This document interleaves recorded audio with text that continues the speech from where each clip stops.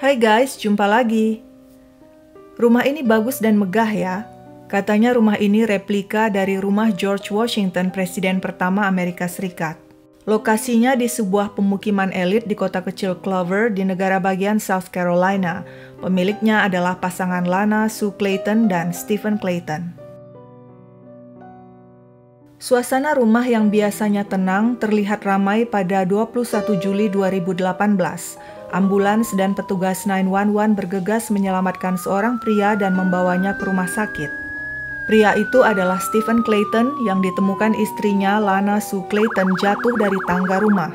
Menurut Lana, sudah beberapa hari vertigo suaminya kambuh, dia sering pusing dan sakit kepala, karena itu dia jatuh dari tangga rumah.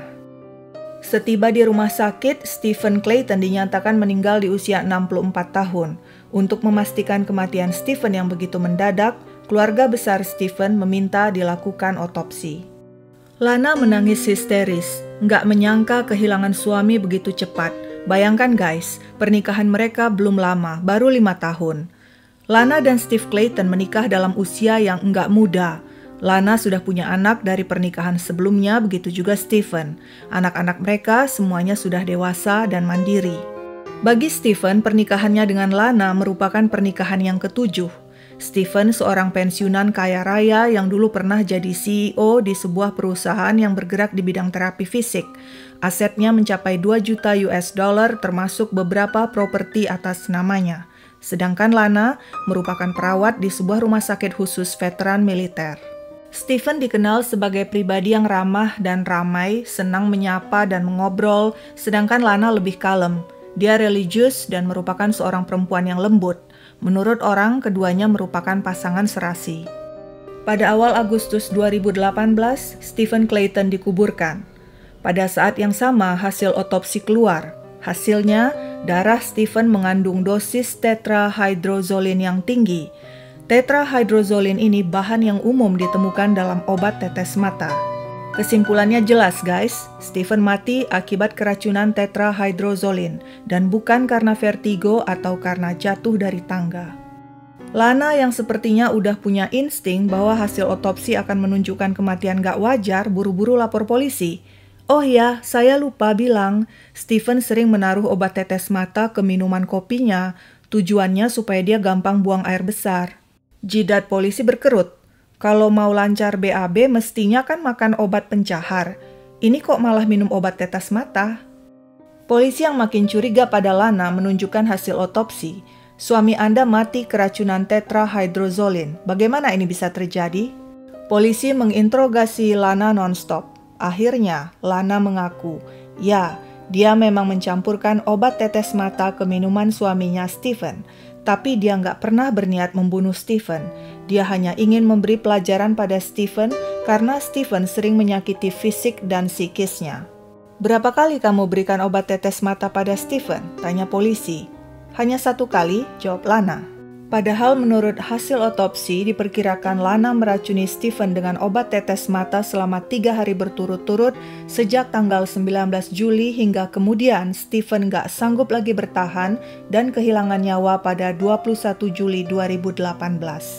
Polisi juga menemukan Lana membuang surat wasiat yang ditulis suaminya ke danau di belakang rumah mereka.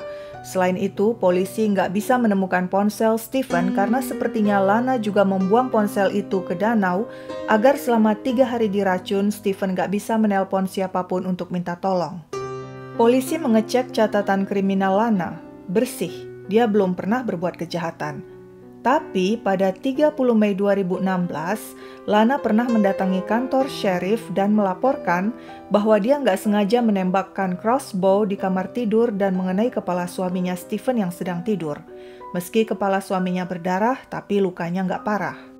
Polisi yang menerima laporan tersebut lalu mengecek rumah. Stephen bilang ke polisi bahwa itu kecelakaan yang tidak disengaja. Istrinya agaknya kesusahan memasang anak panah crossbow dan tanpa sengaja menembakkannya. Maklumlah istrinya sering nggak fokus karena menderita insomnia dan sleepwalking atau tidur sambil berjalan. Waktu itu di rumah, polisi juga melihat Lana terlihat sedih dan menangis. Dia bilang ke polisi suaminya secara mental menyiksa dirinya dan moodnya selalu naik turun meski suaminya nggak pernah menyiksanya secara fisik. Polisi kemudian menetapkan kejadian itu sebagai kecelakaan tidak disengaja. Nah guys, sekarang polisi jadi curiga, jangan-jangan kejadian tahun 2016 itu merupakan percobaan pertama Lana membunuh suaminya. Hanya saja gagal dan dia mengatakan nggak sengaja melakukannya. Oke, lanjut lagi ke kasus obat tetes mata. Karena Lana sudah mengakui menaruh obat tetes mata dalam minuman suaminya, dia ditangkap polisi pada bulan September 2018. Pada Januari 2020, sidang menjatuhkan hukuman penjara 25 tahun kepada Lana Sue Clayton. Menurut jaksa penuntut, motif Lana membunuh suaminya adalah untuk menguasai aset suaminya sebesar 2 juta US dollar. Dalam persidangan tersebut, Lana mengakui terinspirasi meracun suaminya dengan obat tetes mata dari film Wedding Crashers yang dibintangi Owen Wilson. Guys, kasus meracuni orang dengan obat tetes mata sebenarnya tidak cuma dilakukan Lana Clayton. Ada banyak kasus lainnya, seperti Joshua Hunsaker pada tahun 2018 meracun istrinya Stacy hingga mati dengan obat tetes mata demi mendapatkan asuransi kematian. Selanjutnya, seorang pria di Pennsylvania bertahun-tahun selalu sakit-sakitan, ternyata diam-diam pacarnya menaruh obat tetes mata dalam minumannya dalam kurun waktu 3 tahun sebanyak 10 hingga 12 kali. Samantha Elizabeth Unger, 22 tahun, ditangkap di Thurmont, Maryland pada bulan Juni 2014. Dia mengaku meracuni anak laki-lakinya yang berusia 3 tahun dengan menaruh obat tetes mata Vicin ke botol dotnya. Anak tersebut masuk rumah sakit beberapa kali dan bisa diselamatkan. Ginger Watson, manajer restoran Pizza Hut di Waynesboro, North Carolina, diracun seorang staf pelayan dengan obat tetes mata Vicin yang dimasukkan dalam minumannya. Alasannya karena si pelayan sakit hati ditegur kinerjanya oleh si manajer. Manajer tersebut masuk rumah sakit tapi syukur nyawanya bisa diselamatkan. Obat tetes mata yang biasanya antara lain dipakai untuk meredakan mata merah ini guys, kalau ditaruh di mata memang nggak apa-apa, tapi kalau ditelan atau disuntikkan ke tubuh maka akibatnya akan fatal. Bahan kimia tetrahydrozolin yang terkandung dalam obat tetes mata seperti Vicin jika tertelan bisa menimbulkan efek, menurunkan suhu tubuh hingga tahap membahayakan, sulit bernapas, pandangan kabur, mual muntah-muntah dan diare, tekanan darah naik turun, kejang-kejang, koma, dan kematian. Ternyata guys, sejak tahun 1970-an, obat tetes mata sudah dipakai untuk kejahatan, termasuk sebagai racun dan sebagai rape drug, obat untuk membuat seseorang pingsan lalu diperkosa.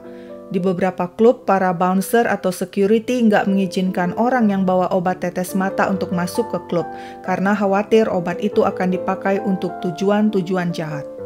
Obat tetes mata dianggap racun paling simpel dan efektif karena harganya murah, bisa didapatkan di mana-mana, tidak berwarna dan tidak berbau, ukuran botol mungil bisa dibawa di kantong atau di tas, tidak menimbulkan kecurigaan, efeknya mematikan. Oke guys, pakailah obat tetes mata untuk mata saja ya, dan jauhkan dari jangkauan anak-anak. Sekian dulu ceritaku, jangan lupa subscribe, like, share, dan komen. Sampai jumpa di cerita lain.